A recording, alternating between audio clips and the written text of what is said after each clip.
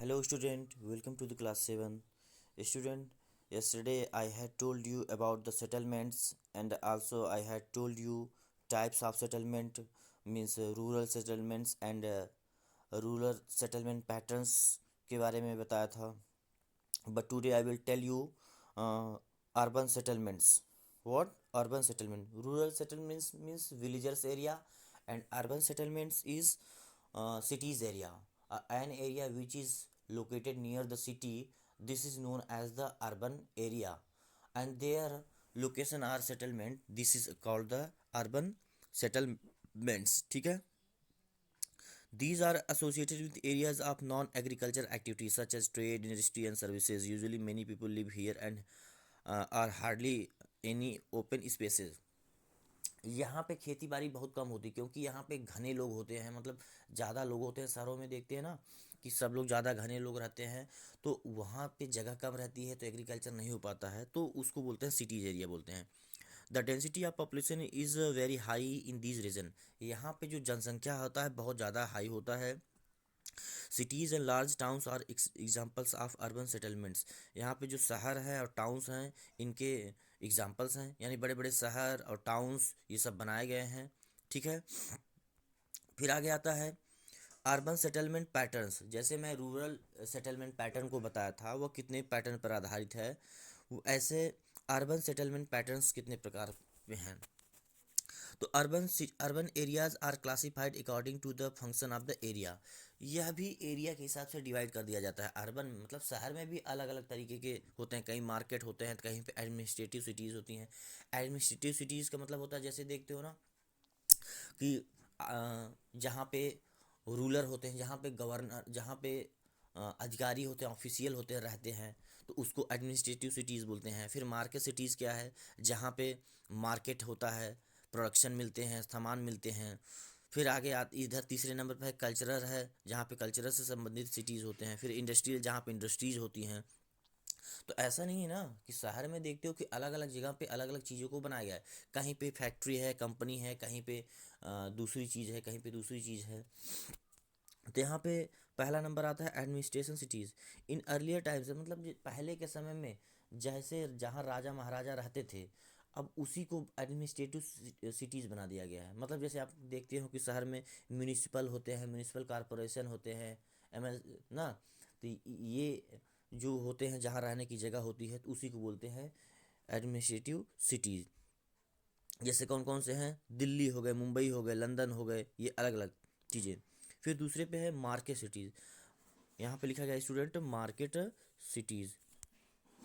अब market cities का मतलब क्या होता है कि these were initially setup exchange and selling of local produce. यहाँ पे मार्केट सेलिंग का मतलब होता है, मार्केट सिटीज़ का मतलब होता है कि जहाँ पे सामान को खरीदा जाता है, बेचा जाता है और प्रोडक्शन किया जाता है और अलग अलग जगह पे भेजा जाता है ट्रेड करने के. Those cities which are of religious culture or educational importance. ये एजुकेशनल के लिए, कल्चर साहित्यिक प्रोग्राम के लिए फेमस होते हैं. जैसे कोलकाता इन इंडिया, ऑक्सफोर्ड ना, जैसे ऑक्सफोर्ड यूनिवर्सिटी कहाँ है, कोटा इन इंडिया. जैसे कोटा क्या है, राजस्थान का एक प्लेस है जहाँ पे बच्चे पढ़ने के लिए जाते हैं सब लोग. और जो ऑक्सफोर्ड यूनिवर्सिटी है वो यूके में है, ये एजुकेशनल के लिए है. Mecca is known for its religious role and Mumbai for its entertainment industry. जैसे लोग हज करने के लिए जाते हैं सऊदी अरबिया में, मक्का एक प्लेस है. तो वैसे इसको बोलते हैं कल्चरल और रिचुअल सिटीज़. कल्चरल और रिचुअल सिटीज़ का मतलब समझ में आया कि जहाँ पे धार्मिक और साहित्यिक प्रोग्राम होते हैं, ऐसे सिटीज़. फिर इंडस्ट्रियल सिटीज़. इंडस्ट्रियल सिटीज़ का मतलब क्या होता है, जहाँ पे आपके इंडस्ट्री को सेटअप किया जाता हो. ठीक है. फिर आगे आता है रिसोर्ट सिटीज़. देखिए यहाँ पे लिखा गया है रिसोर्ट सिटीज़. रिसोर्ट सिटीज़ का मतलब क्या होता है कि दीज सर्व एज टूरिस्ट और holidays spots. For example Kovalam is known for its beaches and Darjeeling for its hills. मतलब ये टूरिस्ट की अट्रैक्शन के लिए बनाया जाता है. यहाँ पे टूरिस्ट जाते हैं देखने के लिए, जो यात्री होते हैं ना, जाते हैं देखने के लिए. तो ये चार प्रकार के जो होते हैं, 1 2 3 4 5, ये 5 पैटर्न होते हैं अर्बन सेटलमेंट के.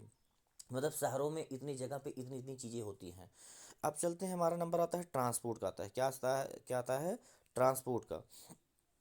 Transport includes the various means by which people and goods can be moved from one place to another place. Transport का मतलब क्या होता है कि जो सामान यातायात, यानी जो आदमी को लेकर एक जगह से दूसरी जगह जा सके और हमारे सामान को एक जगह से दूसरी जगह ले जा सके, उसी को बोलते हैं ट्रांसपोर्ट।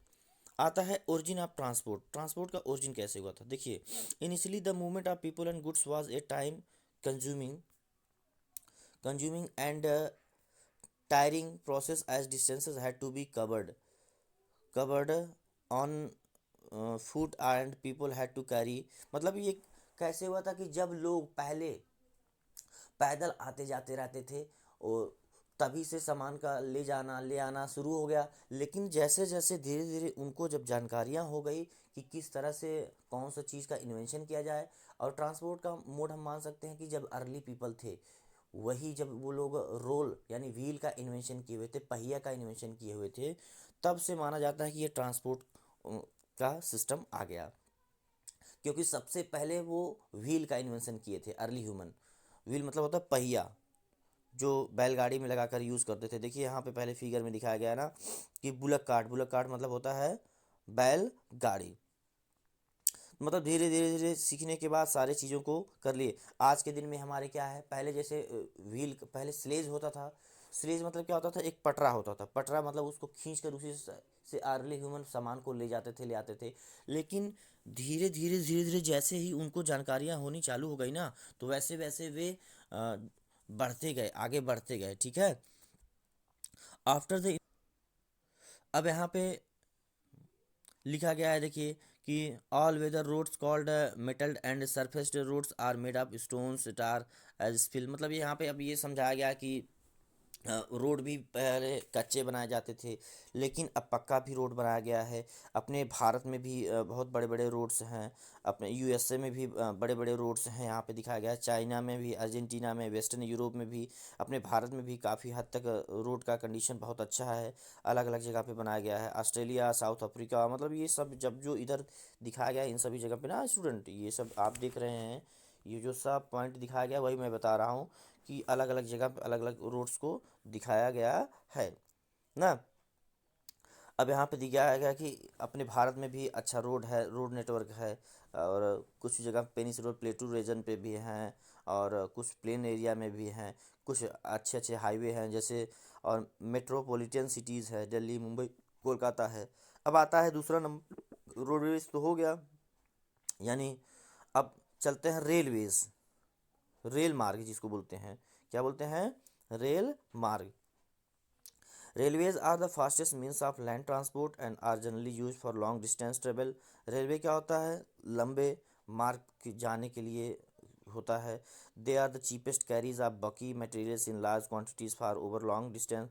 ये क्या होते हैं, सस्ता पड़ता है इससे आने जाने में, और ये सबसे ज़्यादा सामान को कैरी भी करता है, क्योंकि रेल से देखते हो ना कि भारी मात्रा में सामान को ले जाया जा सकता है। Western Europe, east central USA have densest network of railway, मतलब घनत्व है। अब यहाँ पे बता रहा है कि अलग अलग जगह पे अलग अलग तरह का रेल नेटवर्क है, और अलग अलग जगह पे है, ठीक है। फिर इधर आता है, देखिए, India has the second largest railway network in Asia. अब भारत दूसरे नंबर पर आता है रेलवे नेटवर्क के मामले में। The northern plain maximum concentration of railway lines ना, भारत में भी अच्छी तरह का रेलवे लाइन है, और बड़े बड़े शहर भी हैं जहाँ से एक जगह से दूसरी जगह तक किया गया है। पहले क्या था, स्टीम इंजन था, कोयले से पहले चलाई जाती थी। फिर अब आज के दिन में हमारे पास डीजल भी है और इलेक्ट्रिक इंजन भी है ना। जैसे रेल जो चलती थी पहले कोयले से चलती थी, फिर उसके बाद स्टीम, फिर आया क्या आया, स्टीम इंजन आ गया, यानी भाप वाला इंजन आ गया। फिर आ गया आपका डीजल इंजन आ गया, फिर इलेक्ट्रिक इंजन आ गया, यानी डीजल से भी चलती है और इलेक्ट्रिक से भी चलती चलती है। फिर आगे लिखा गया है, in big cities local trains carry passengers with ease most developed cities of world wide, London, Moscow ना। अब कई जगह पे मेट्रो सर्विस भी चालू है। क्या है, कई जगह पे मेट्रो सर्विस भी चालू है। देखिए यहाँ पे फिगर में दिख रहा है कि नहीं दिख रहा है स्टूडेंट, यहाँ पे देखिए कई जगह पे मेट्रो सर्विस भी चालू है। तो इस तरह से रेल का भी आगे है, रेल मार्ग है। अब आपका अगला आता है स्टूडेंट वाटरवेज आता है, मैं आपको नेक्स्ट वीडियो में बताऊंगा। तो आज के लिए बस इतना ही। Okay, thank you.